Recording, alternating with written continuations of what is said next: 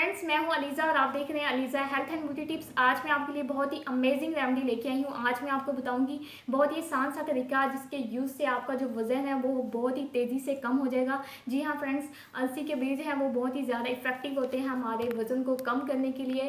तो ये बहुत ही ज़्यादा इफेक्टिव फॉर्मूला, इसका कोई भी साइड इफेक्ट नहीं है, बल्कि ये बहुत ही नेचुरल सी चीज़ है। अब बात आती है इसको अप्लाई कैसे करना है, आपने कैसे खाना है, कैसे पीना है। तो इसको अप्लाई करने से पहले आपसे रिक्वेस्ट है फ्रेंड्स, मेरे इस चैनल को सब्सक्राइब कर लें और साथ ही बेल आइकन को क्लिक कर दें ताकि मेरी आने वाली हर नई वीडियो सबसे पहले आप तक पहुंचती रहे।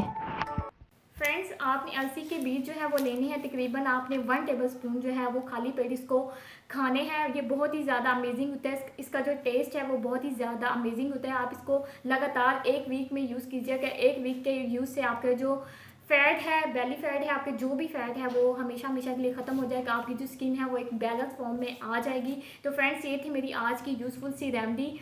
और लास्ट में आपको ये कहना चाहूँगी कि मेरे चैनल को लाइक करें, शेयर करें और सब्सक्राइब करना मत भूलें। मिलती हूँ नेक्स्ट वीडियो में, तब तक के लिए अल्लाह हाफिज़।